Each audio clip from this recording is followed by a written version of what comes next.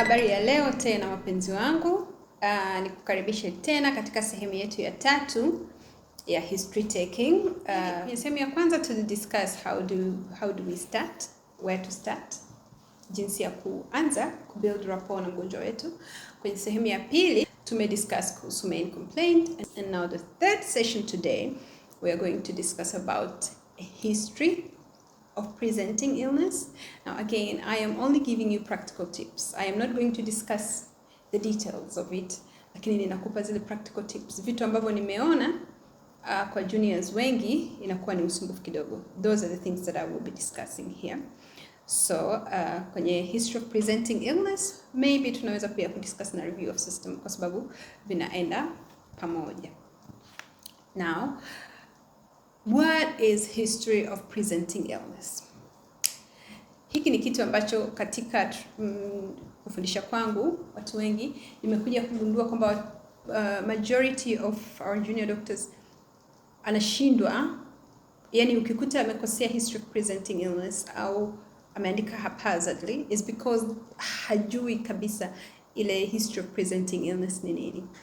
Ninapenda ufahamu kwamba history of presenting illness is actually you amplifying the affected system or systems.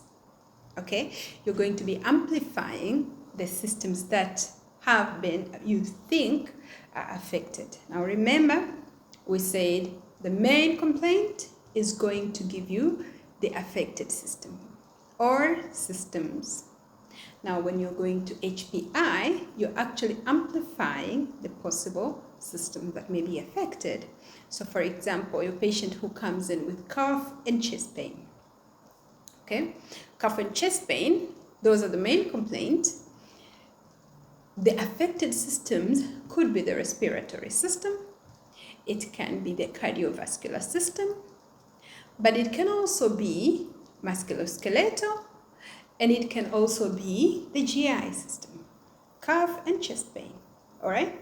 So when you're doing your HPI, the history of presenting illness, you're going to be amplifying these systems. You're going to look at the symptoms from each of these systems. Now remember, you actually wrote down. So kwa mfano umeandika pale cough and chest pain.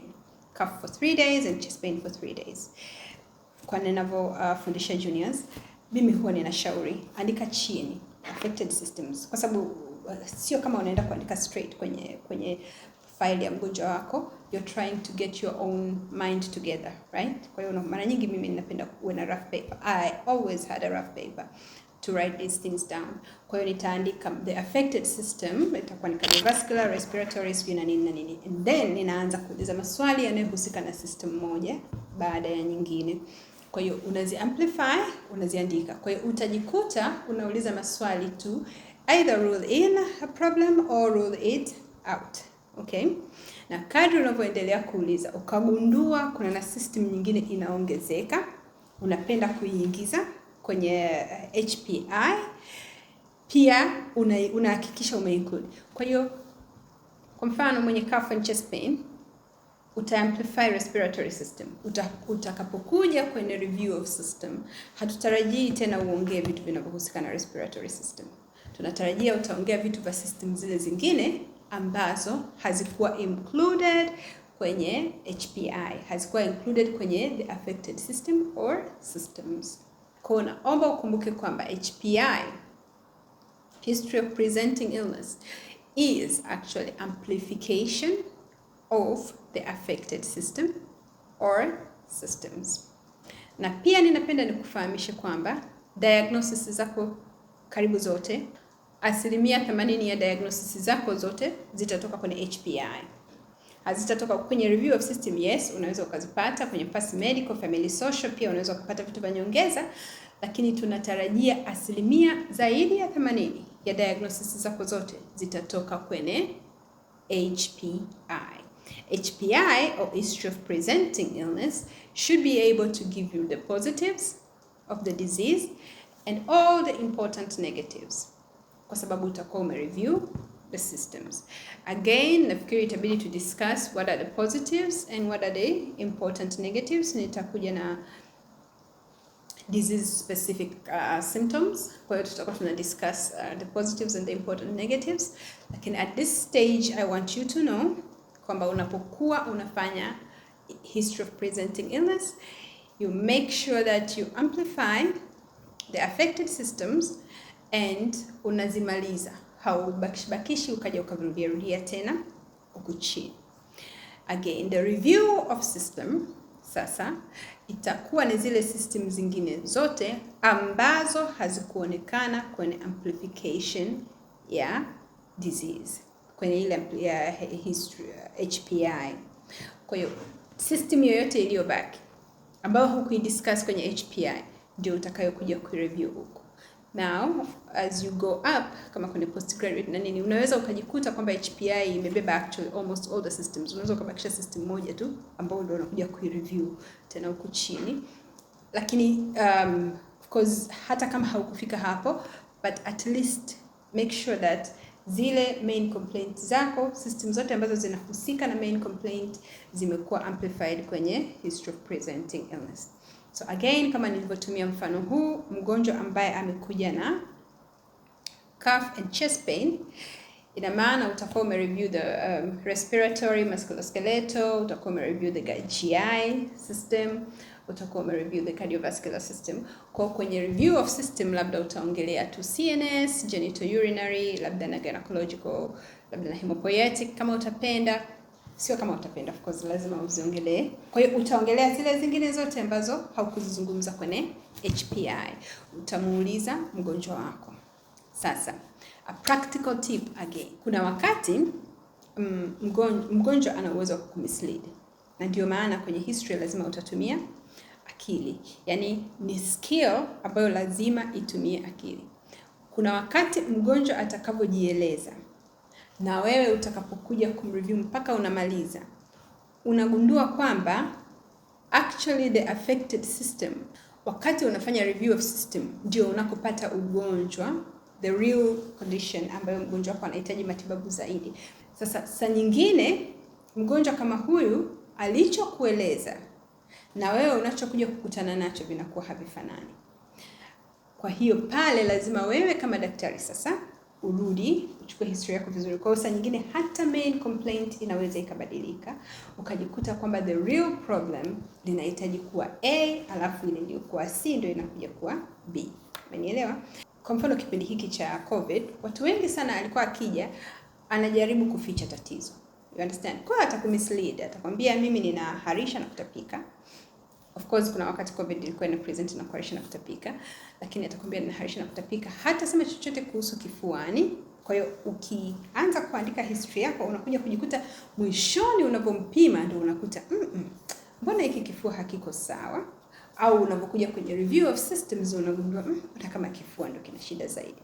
Baadaye ukija kuuliza vizuri unagundua shida iko pale kwenye kifua. Kwa kuna wakati sasa inabidi kulingana na jinsi ulivyomuelewa mgonjwa wako, you may have to change your main complaint, you may have to put together things to make sense. Na kwenye family social nafikiri kama ni direct kidogo, na kwenye past medical history na kwenye direct kidogo. Lakini napenda niseme kidogo kuhusu past medical history. Kuna mahali pengine, kuna madaktari wengine anapenda kuanza na past medical history. Amjue kwanza mgonjwa wake alikuwa na maradhi gani kabla ya kufika pale hospitalini. Halafu ndio anakuja kwenye main complaint na muendelezo mwingine. Lakini muhimu kwenye past medical history, muhimu sana, naomba usikose. Muhimu sana kufahamu mgonjwa wako, kama of course ana maradhi mengine utayajua ambayo anatumia dawa, lakini fahamu dawa ambazo mgonjwa wako anazitumia, fahamu matibabu ambayo mgonjwa wako ameshapewa mpaka hapo alipofikia. Ni muhimu sana kwa sababu madaktari wengi wanasahau kufuatilia dawa za wagonjwa, wanasahau kufuatilia tatizo la mgonjwa. Kwa mfano mgonjwa ambaye ni wa kisukari anakuwa na madawa fulani, mgonjwa ambaye ana pressure na matatizo ya moyo, madaktari wengi wanasahau kuulizia haya maradhi. Na saa nyingine inabidi umtajie kabisa mgonjwa ambaye ameathirika yuko kwenye dawa au hayuko kwenye dawa, tunasahau kuuliza. Ni muhimu sana, inaweza ikakusaidia kujua tatizo lako la mgonjwa la sasa hivi, la ugonjwa wake wa sasa hivi. Yaani ninaomba nisisitize to all my junior doctors, Always, always remember to check on your patient's past medical history. If you have access, review their medications if you have it in the system. And if you have access, review the investigations that they have done before they come to you. It's very important. Do not just discard these things. Ni muhimu sana. Sijui ninaweza nikasisitiza kiasi gani. If you miss the past history, you're likely not to get it right with your patient. It's very important. Not every patient is going to be open about their condition. Not every patient is going to be open, but keep asking. Some of them will hide, but if you ask them, sometimes they feel like you've discovered and then they will be able to tell.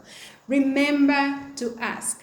Jamani, don't miss their past history. It's very, very, very, very important. Why am I insisting? Because it's most oftenly missed, especially the medication that the patient has been on, even the contraceptive history to women. It's very important. Ask them about their gynecological history. Ask them about in family social. Ask them about their relationships, the types of relationship they're in, the medications they have been using, if they have used herbs, if they are using all these traditional treatments. It's very important. It will guide you, it will help you, and you will not miss your patient. In fact, mgonjwa anasikia vizuri sana kama ukitafuta yaliyokuwa ya nyuma halafu ukaanzia pale. Mgonjwa anasikia vizuri sana. They feel that you're careful and that you care. Okay, so this is also very, very, very important. Don't miss your patient's other conditions. Don't miss your patient's medications. Don't miss your patient's move arounds. Na kitu kingine ambacho labda nikupe as a tip, ni muhimu kujua pia mgonjwa kwa nini. Kwa mfano, mgonjwa ambaye anatibiwa mahali fulani, kaamua kuondoka, ameamua kuenda mahali pengine. Ni muhimu sana kujua ni kwa nini ameamua kumove hospitals au ameamua kumove doctors. It's also very important. Ile itakusaidia wewe kumuelewa mgonjwa wako na labda hata kwenye management yake pia itakusaidia. Sometimes patients run away from their own diagnosis. Sometimes patients are in denial. Sometimes they want to hear something different. You understand?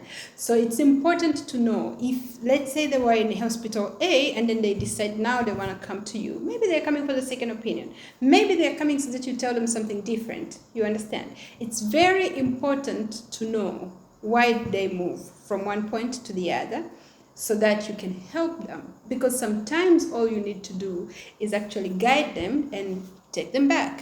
Sometimes we get urological patients. I am a physician, but I will get a urology patient who doesn't want to see a urologist because they have a condition that they refuse to agree. So they come to you and they create a story, and if you're not careful to know where they have been and why they ran away, you may end up missing it and you may not know how to help them. So sometimes all you need to do is cancel them and take them back to the urologist or try to find a way to help them around. This is very important. Naomba nirudie tena. Very, very important. Find out if your patient has had any other disease, any other treatment anywhere else, and if they have had any other medications, and why are they not the initial doctor, now they're coming to you. Please let me know if this was helpful and share with your colleagues if it was helpful, but also please comment. Let us know how can we do better so that we can improve our own practice. Please subscribe, share, and comment. And please like our videos. Thank you very much, and I love you.